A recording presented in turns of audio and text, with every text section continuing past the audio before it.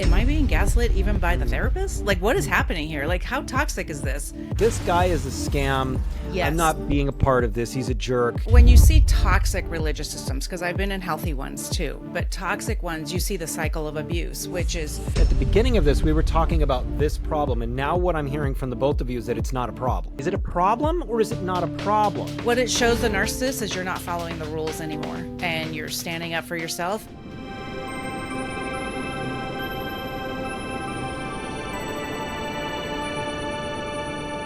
You were just talking about the concept of unraveling. Yeah. Things with when you start to make a major change in your life, and you begin to go, why am I doing this? Why do I have this friend? Why am I involved in this institution? That's exactly It's it. not serving me anymore. And then you start pulling that thread, and it just keeps going. And that's what you've been up to. Yeah, so that's how I envision it is like when I pulled one thread, like all the other pieces fell off because it was not only a toxic marriage, but I was also unraveling like a toxic church system that I was in, toxic Oh, wow. religious system. And so that was happening at the same time. And then I saw toxic friends and then toxic family. And it's like, wow. So once I pulled one thread, the entire sweater unraveled. And that's okay. I'm knitting a new one. Yeah, and this is probably going to be a good conversation for people to listen to, because I believe that what we may be experiencing, and we're recording this on the day after a monumental funeral in our nation for Right. Charlie Kirk. Yeah. And what I believe that we are probably going to be seeing is a religious revival by a lot of people who are getting back in touch with their faith. And when you're talking about positive and negative religious environments, and I've been a part of both, what are the things for you that are really important to be watching for? So sometimes when you see toxic religious systems, because I've been in healthy ones too, but toxic ones, you see the cycle of abuse, which is almost like that love bombing, right? So like they just love you and like they just think you're so wonderful and they maybe swoop in to have you be part of leadership or serve on a committee or things like that, the things that we do in the church. And then from there, and this was my experience as well, then it's like you can't even set boundaries with people. I remember trying to set boundaries with leadership saying like I don't want to do that and I want to do this, and why aren't you, and it wasn't anything, crazy. It was just I needed some communication with the way things were going, and that made me quote unquote difficult because I was asking too many questions in the way things were happening. And then seeing the devaluing, which means you're just not as valuable to us anymore, and then completely discarding. It was completely let go of leadership at one point in my church system. And I know now it's an unhealthy church. I know now, I see that from the outside now. But at the time, it just broke my heart. I was like, I don't understand. Like, why do I have to leave leadership? Like, why? And they couldn't tell me why. They were just, quote unquote, done with me. And that's the cycle of abuse when you're in. So be very careful when it's like, it's so hard because there's so many kind and generous, loving people in churches. You have to be careful when you become like the flavor of the month or something and they want to uphold you in every situation. You're the best thing that's ever happened to them. That's love bombing. Yeah, I've seen this sort of thing, and when you're talking about a religious system, there's a lot that's written into the edicts of the religion itself Hmm. that has to do with outside threats. And Right. so there's ways for you to signal that you're a part of the in group, and when you signal that you're not completely in line with the in group, there's varying levels of threat that poses for the social cohesion, Hmm. for what is measured as good and evil Hmm. in that group as well. So Yeah.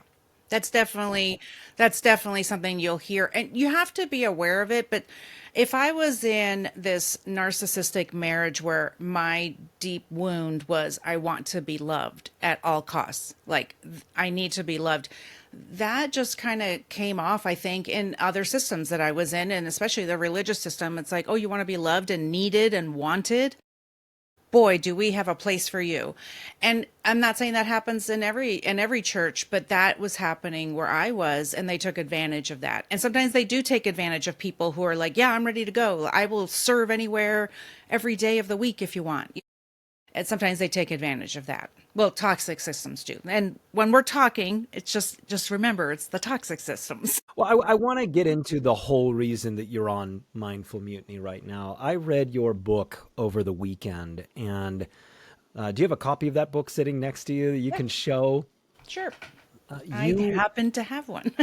yes, indeed.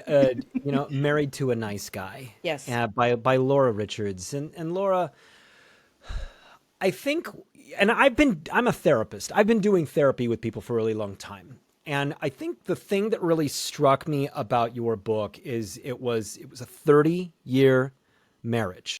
32. That's a very long marriage. Yes. Yes. And that even now in my life, I started thinking of people that I know, and I'm like, covert narcissism. Nice guy, everybody loves them. And I'm like, that's why those things are going on with that couple that none of us could figure out. Yeah. And you see the You see pattern emerge. something. Yeah, you see something, but you're not sure. Yeah. And narcissists are in a lot of cases relatively really bright people, and particularly can be charismatic and really understand the importance of social cues and know how to talk and know how to read people really well, which is one of the things that was really difficult, it sounds like, for you for a really long time to kind of figure out. What was your path on this? What do you mean? What was my path? What do you? Your path in you're married for 30 years. Yeah. When did you really start figuring the whole Yeah. thing out and looking at the label narcissist? It was actually after after I got divorced, but I will tell you, yes, and that's very common, and this is why I speak on it, because you're so bamboozled that you don't even realize you're being psychologically manipulated.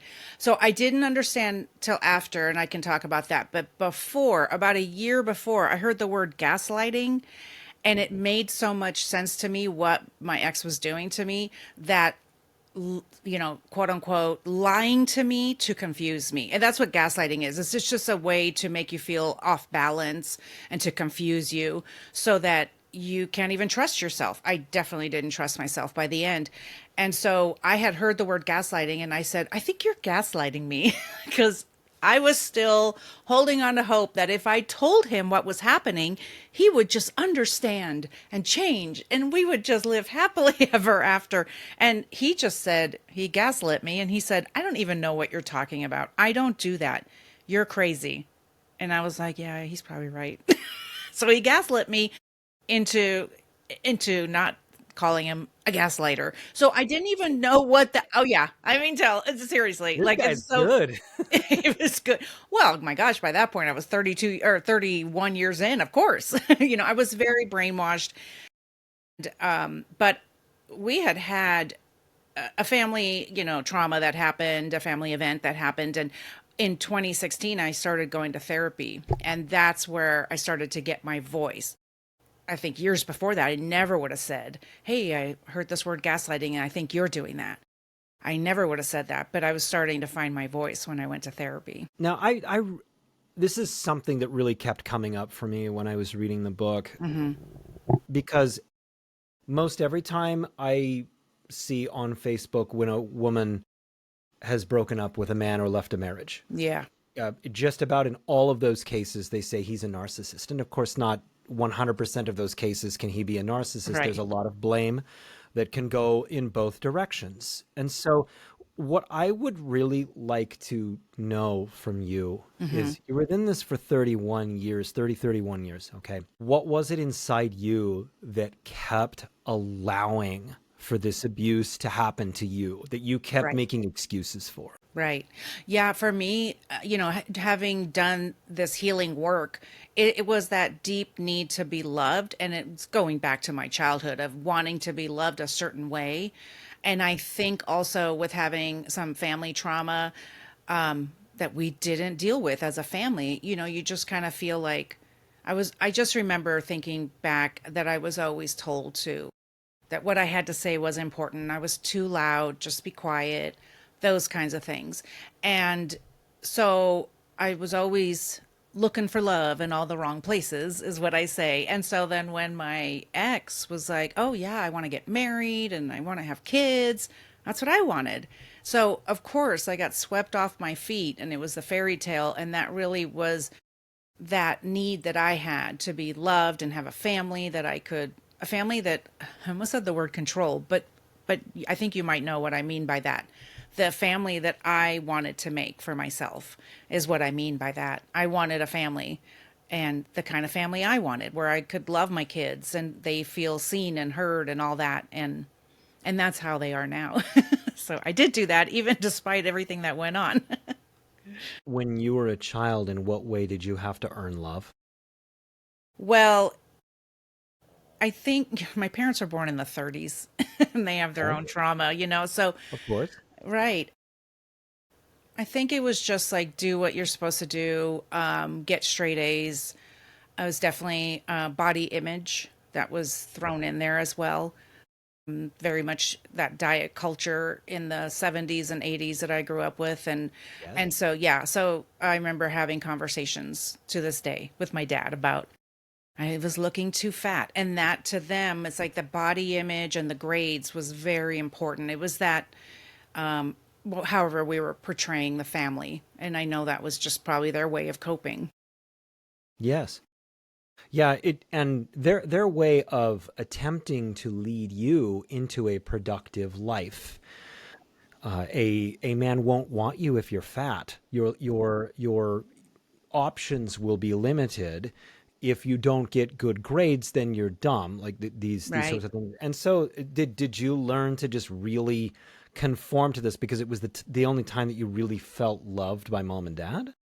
Yeah, I mean, I pretty much did, but I remember I've been keeping a diary for all my life really, and I just remember looking back at some of the entries, and it was very much I'll show them, and also and also I'm I was a growing child, it's like so I had this balance I know on the pages of my diary saying like I'm a growing child, but also like I'll show them, I'll get better. And, so it was sort of I don't know that I ever had, well, I could probably say I have food issues because I think anyone who's a Gen X has food issues, especially women, because we were brought up in diet culture.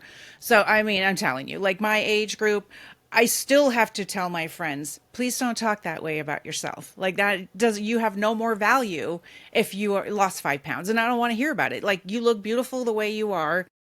Oh yeah, I need to lose 5 more pounds. And so it was those kind of conversations.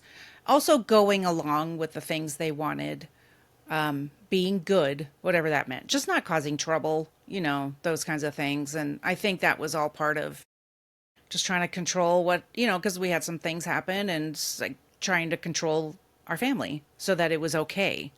So yeah. And I just didn't feel like loved and understood. And I don't even know exactly what that completely means, but doing some inner child work with my 6-year-old self and my 15-year-old self, we didn't feel loved and given the attention we needed. And your parents were silent generation. They were older than the boomers, and that generation, they are a little bit different.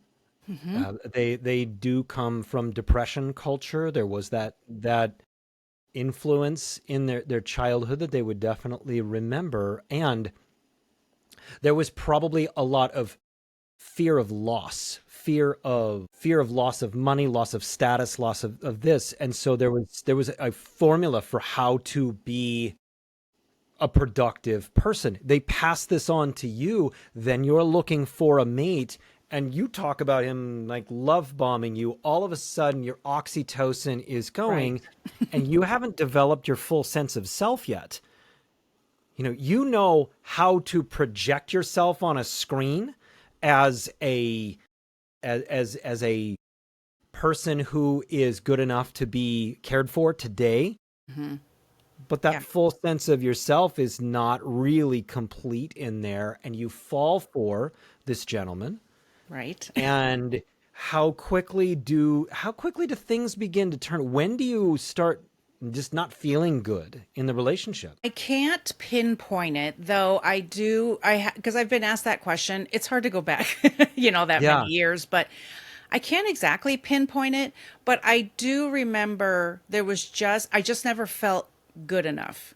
And that was very familiar, right? So that was what I felt often with him, that things just weren't good enough. I heard if I was a better wife, then it wouldn't be a problem. And you overreact. Those kinds of things that sound like not an issue, right? They don't sound like a big deal.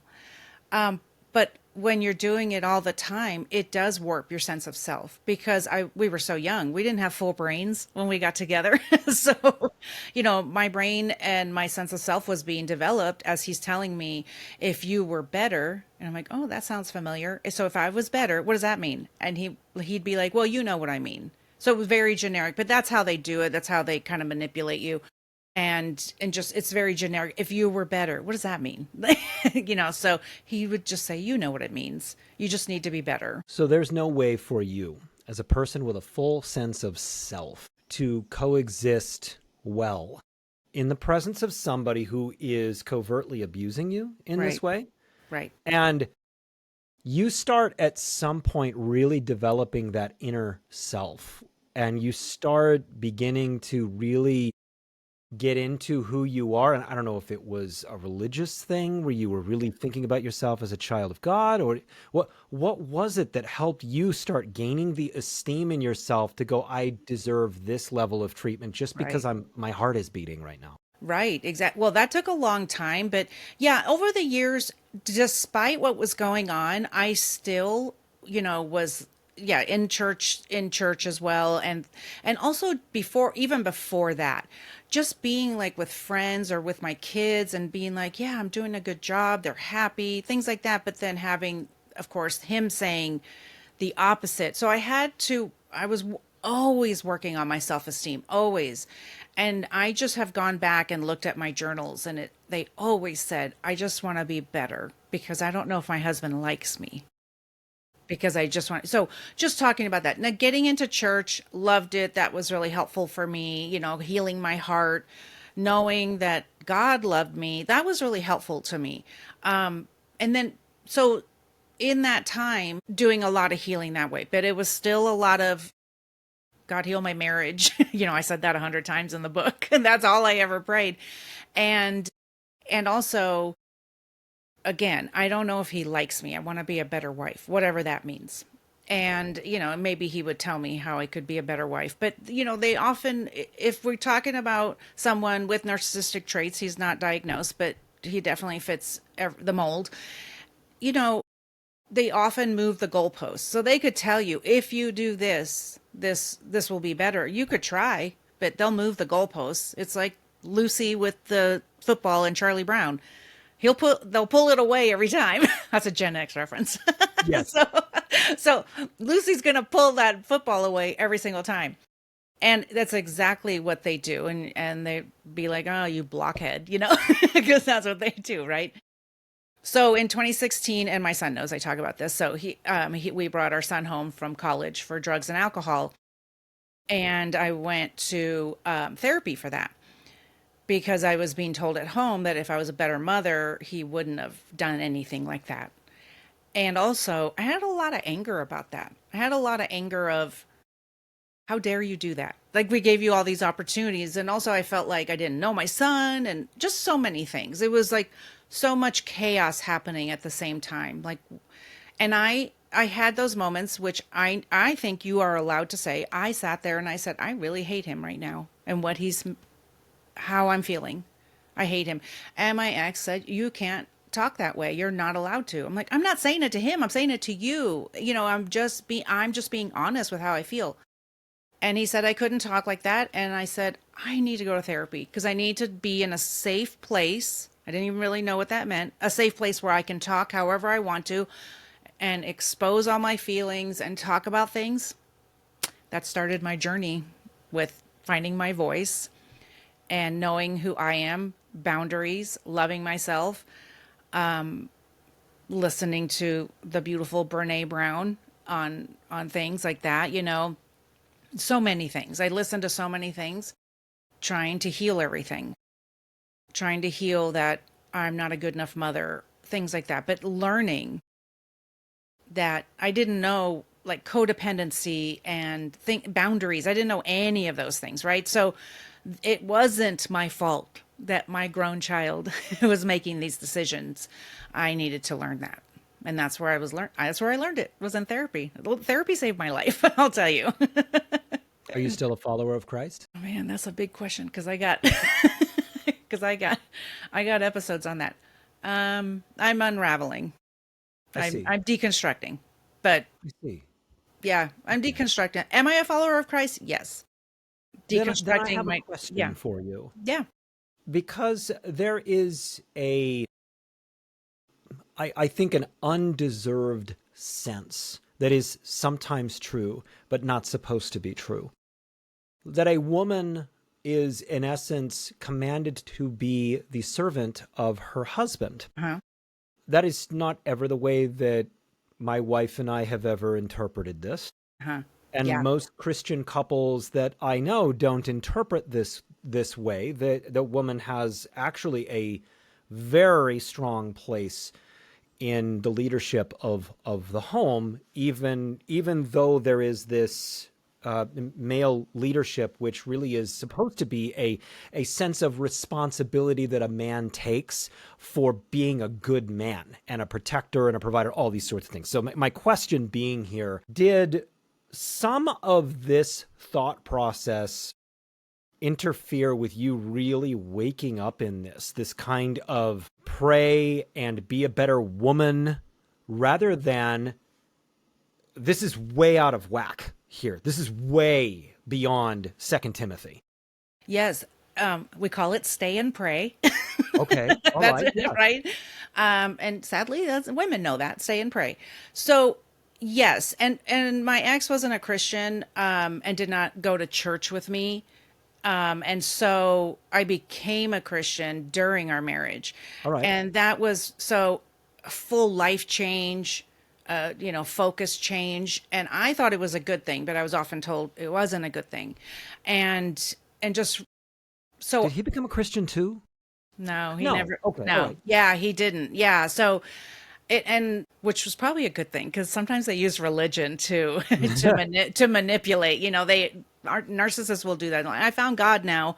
I'm going to be a better man. Then they go home and do whatever they want. So I did hear that stay and pray. Just keep praying for him. It's going to be okay.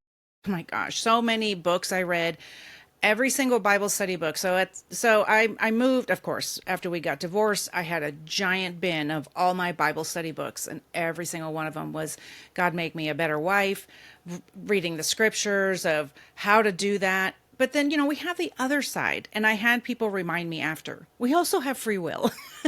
And he chose his free will to do something else, which was not be fully committed to our marriage, because I felt a lot of responsibility of that. I also think we're societalized as women to feel responsible for our house and our man. I think we have, at least I felt that way, but I do believe that we're societalized that way, and also that little bit of stay and pray, just keep doing it. I heard that so many times over the years. Just keep praying for him. Things will come around. And then, of course, then you get breadcrumbs, which is some of the good. You get a little bit of good, and it's like, oh, things are getting better, so it must be working. So that was definitely a factor, and it was definitely a factor in my healing, for talking with people in the church and a church group I went to for divorce, and just hearing, you got to hurry up and forgive him, or God won't forgive you and you won't be able to heal. Like that kind of rhetoric. And that was really hard for me to unpack. And so I just have been doing the work myself to really unpack it and say what's true and what's not true, which I didn't used to do that. I used to just take everything, okay, they must know they're leaders, but unpacking that and understanding what's good. Is this true? Is it not true? And there's actually Christian speakers out there who speak on divorce, and it's not the end all. You don't go right to the bad place because you get a divorce. There's really good conversations out there about this. Yeah.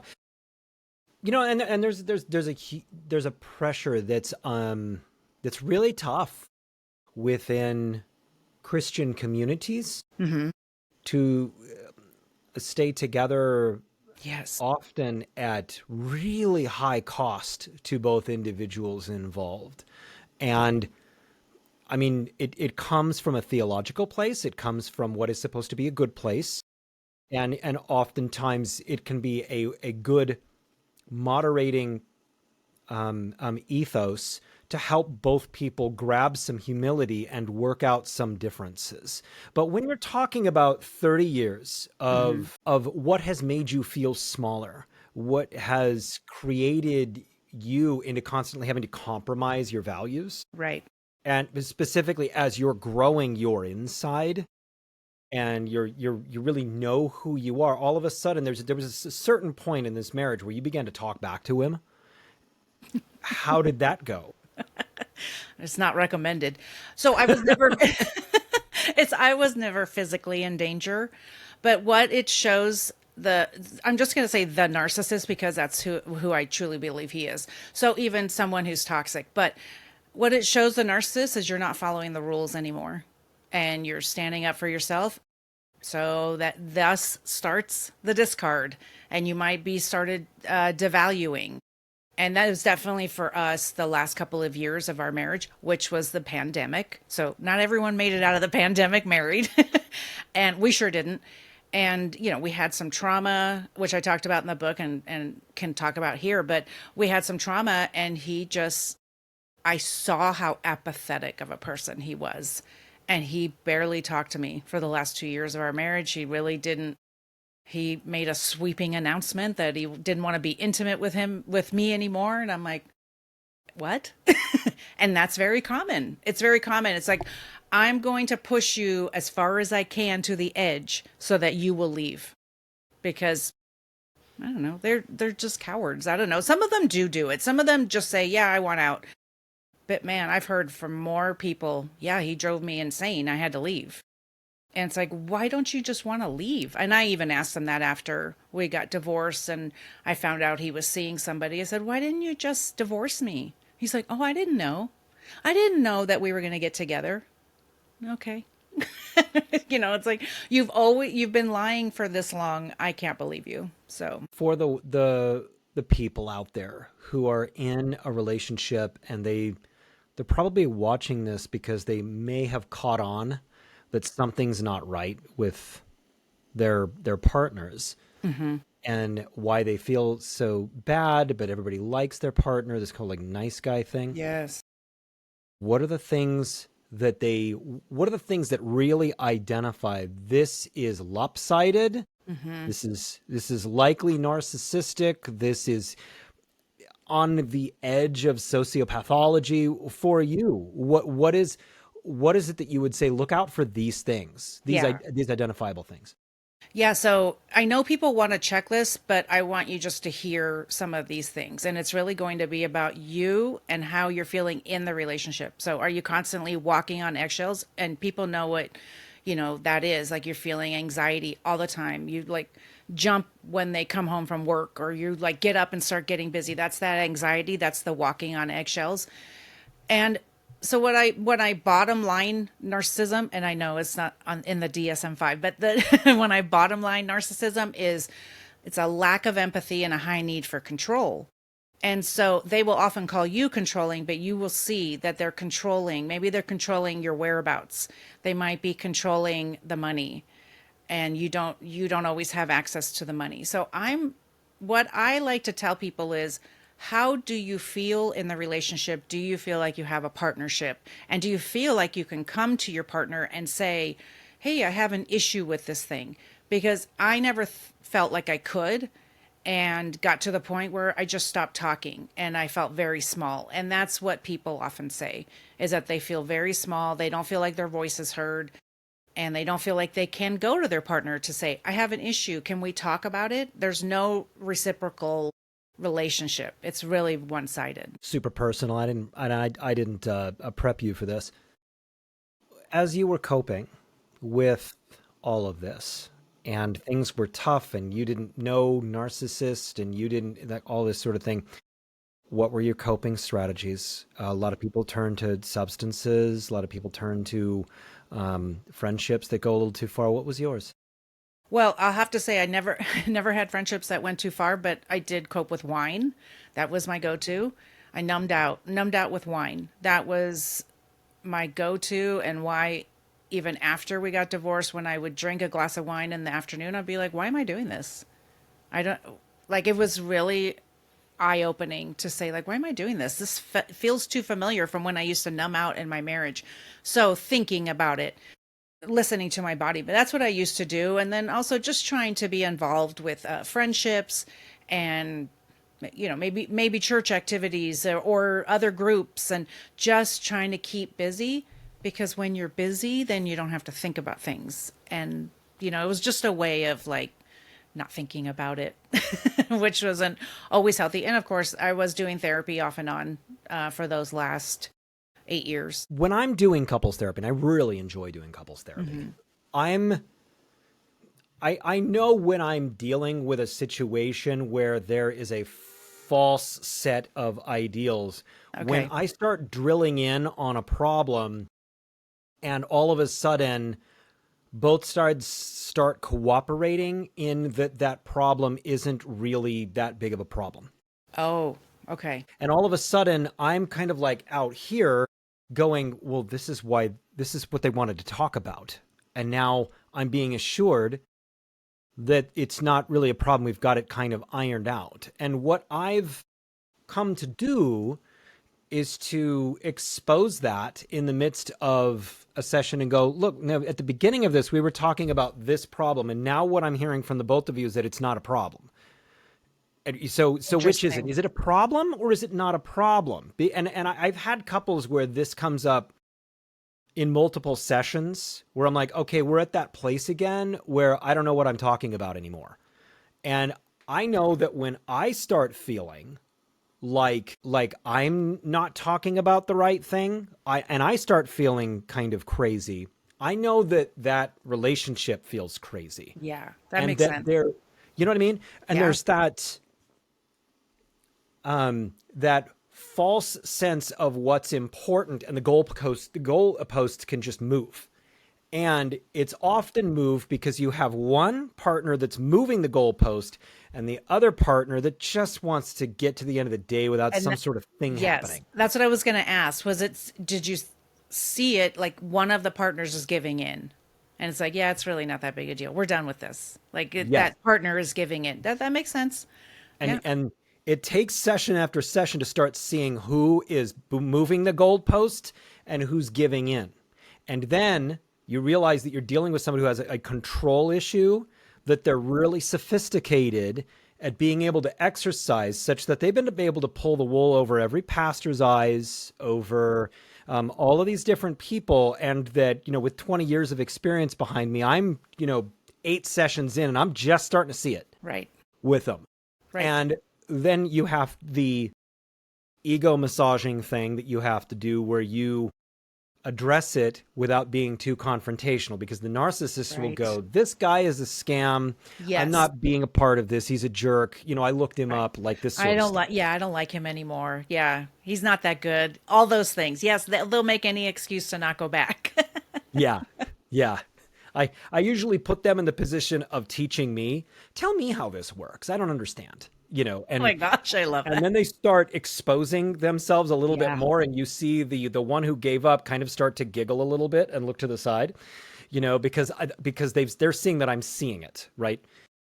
And when you're young, when you're 19, 20, 25 years old, and you're just getting married, you don't have that level of experience. Right. You're not seeing this. Right. You're seeing that you're marrying somebody who has a great deal of social capital, that people like them. They're the life of the party. They're fun to be with, and it's fun to be on their arm or what have you. And then you feel a sense of guilt over the years. What the hell do you actually have to complain about? When other people are saying, why? He's great. What are you talking about? I really like him. Yeah. It was so confusing because I would talk to my best friend and I would tell her things and she'd go, "I don't even know what you guys are fighting about." I go, "Me either." Because it was very much like that. So I would just give in on some things, but there was a lot of that goalpost moving in our fights, and also Darvo, which is where that right that why can I it's in my book. Hold on. What's the first one? Why can't I think of Darva? Where anyway, why can't I think of it? It's I'm put on the spot. One moment, please. Well, I think that it was at the end of your book and you kind of like went I'm through getting it. it. Well, Yeah. it's where it's the deny. Oh, I got it. It's deny, attack, and then reverse the victim and offender. So anytime I would come to him, and sometimes even in therapy when we didn't go a ton over the years. It was mostly just individual therapy so I could get better. But they used Darvo to turn every fight around onto you. And I would announce during our fight, "Oh, this is the part where it's my fault. Okay, tell me all about it." And I just That would didn't go go to, over well. no. I mean, he would get mad that I would say that, but also I didn't realize that it was Darvo. When I heard Darvo, that was probably the most mind blowing thing. I was like, "Oh my God, this is a thing? I didn't realize," because I would be like, and this is part of walking on eggshells. How do I use the proper words? Because I didn't want to get in trouble for the wrong grammar or the wrong tone, or I'm bothering him, or the game is on, or whatever. Who knows? It doesn't matter. There's no right time. And so I would walk on eggshells to bring up a subject, and then somehow it was my fault. And at the end, I was apologizing. And in therapy, I don't remember if I put this in the book, but in therapy, our last marriage counseling session, she told me he was very handsome and what did I have to complain about? And so that was it. I was out like a month later. I can't even, and I was starting to understand gaslighting. So I was like, am I being gaslit even by the therapist? Like, what is happening here? Like, how toxic is this? And he was just sitting over there with his smug look on his face, like they do. Convinced another one that you're crazy. And I threw a fit. She said I probably should look into meds. And I told my individual therapist, which was a different therapist. And she said, we can talk about it, but I'm not going to just take her word for it. And you're actually allowed to get mad if you want to. You're allowed to have feelings. So I'm not really worried about that.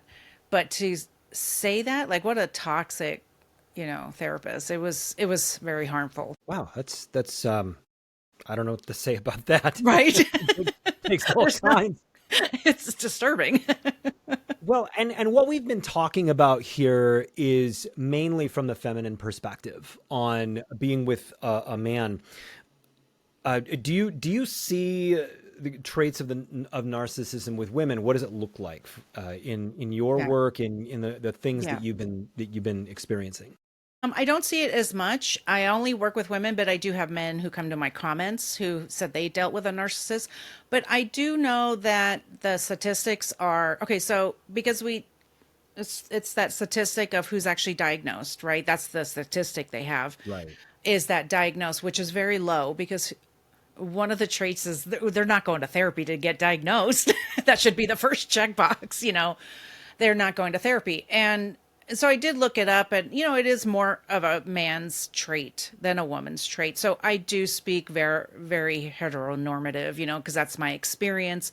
Feel free to flip it around however you need to, but it is most common with a man. And I also think there's that, and this is from my own intuition, it's a mother wound. You know, because of I've seen his mother, I can see that there was emotional neglect, and I know sometimes that's what happens. That's sometimes how they get built.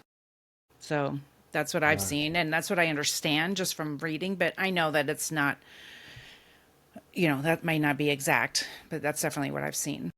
Well, you do a lot of coaching of women, and can you talk about your coaching practice? How does it work? How do you work with women, and are they still in the relationship? Are they starting to get out? Are they in the recovery? Who do you work Yeah. with? Yeah. All three. Yeah. So I do one-on-one coaching and also group coaching.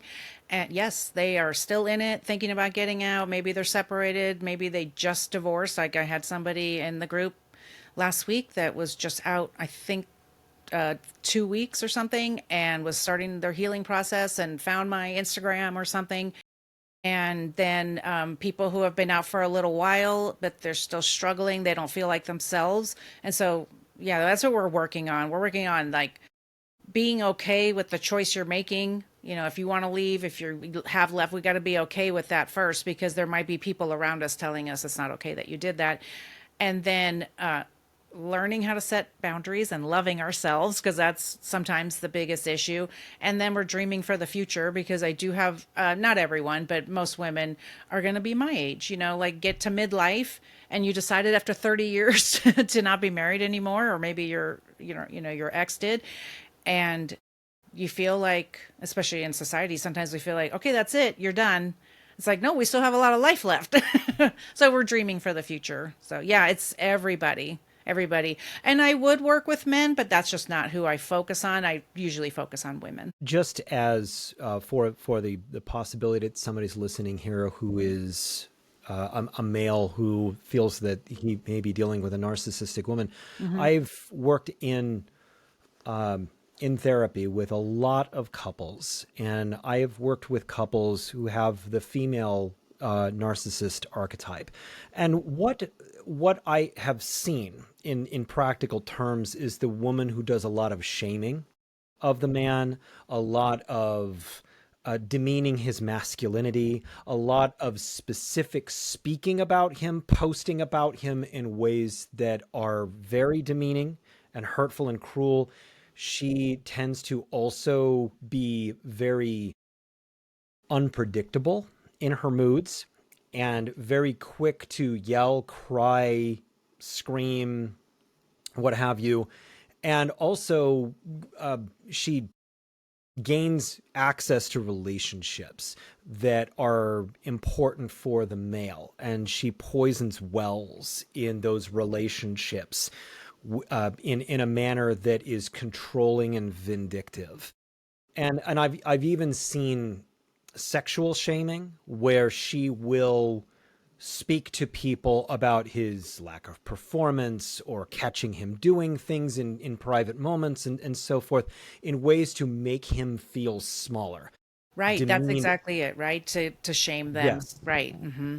For, Yeah. for her to gain control of a relationship in a way that she feels that is necessary for some reason. And oftentimes there is the mother or father wound for that young Right. lady, and she's acting that out with the male. And the male, and I've seen this a lot, where the male just thinks there's got to be something I can do to figure this out. I'm sitting here in therapy, and oftentimes when I've been going for a really long time with a couple, and I'm just starting to see there's no fixing this, and it can be difficult for the man or the woman in these situations to go, I can't spend my life like this. I can't do this anymore. It's taking too much from me. Hmm. And it's ruined my relationships. When she gets mad, she keys my car. That's something I've had to pay for a couple of times. Or, on the other hand, I'm drinking too much. When he makes me feel small, I drink just so that when he gets home, I'm happy and I'm not feeling resentful. Yes. So, this issue, it plays out differently from the Hmm. masculine and the feminine, Yeah. but the feeling of gaslighting, the feeling of not being sure of yourself, it's very much the same. It is. Yeah, it sounds like it for sure. Yeah, everything you described for the woman, that makes sense. And I think there is why we need to go to therapy because there is that relationship with our parent or something that is affecting us, and it's not too late. That's what I always say. And so for me, I know it was instrumental in understanding. I didn't have anything in particular happen to me, like a big trauma or little t trauma, in my to myself. Did we have it in our family? Yes, but not to me.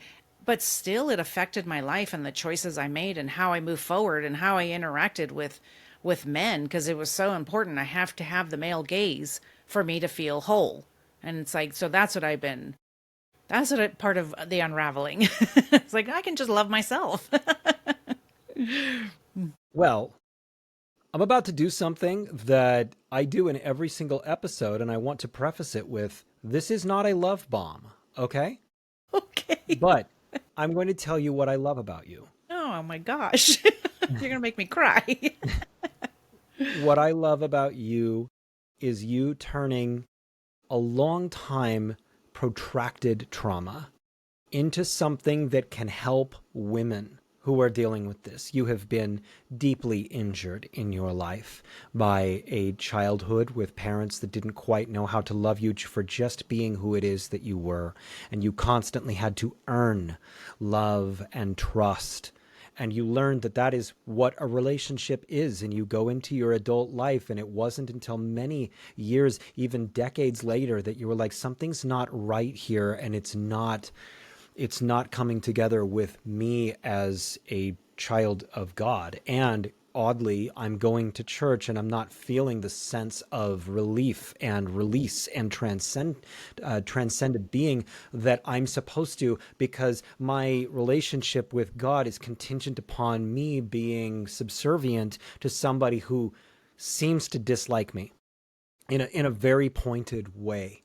And it's something that has gone on in my life for a really long time. So what kind of woman am I that I've allowed a man to stomp on me this way for so long? How have I spent my life with a person like this? And you have taken all of this and you've written about it in a way that is going to move lives, where women are reading this and they're going, somebody else is having this experience.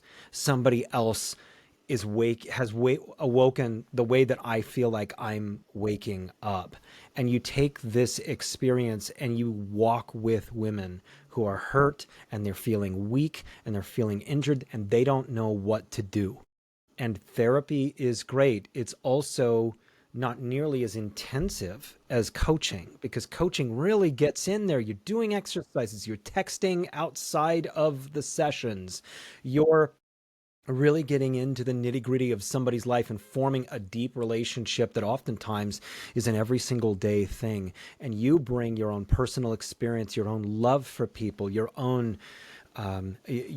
finding yourself in this, your own sense of failure that was something that happened for a really long period of time that you have now turned into your triumph over this thing, your own specialization in figuring out what it was that just wasn't right all of those years. And the way that you have been crafted here to serve other people, to help these women who are hurting, who are lost, who are afraid, who don't have anybody on their side. It's really, really a beautiful thing. So thank you for being what it is that you are in this world. And please tell everybody how they can get in touch with you. Oh my gosh, thank you so much for saying that. Thank you for seeing me for exactly what I'm doing. I appreciate that so much.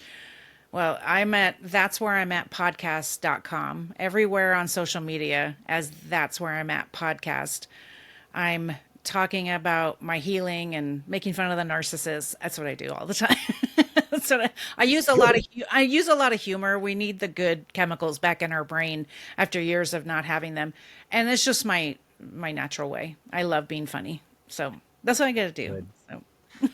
All these links are going to be in the description of this podcast. So please go and check Laura out, buy the book, and really talk to her about what it is that's going on with you, because if you're dealing with the narcissistic abuse, which can be incredibly covert, it can be really, really subtle, and other people might be totally blind to it. It doesn't mean that it's not happening. Doesn't mean that it's not real. It's very real. If you're feeling it, if you're seeing it, if you're doing all of this research and going, oh my God, this is why I feel disembodied sometimes. This is why I sometimes feel like my experience in life is surreal. This is why I'm having panic attacks. This is why I drink too much. This is why fill in the blank.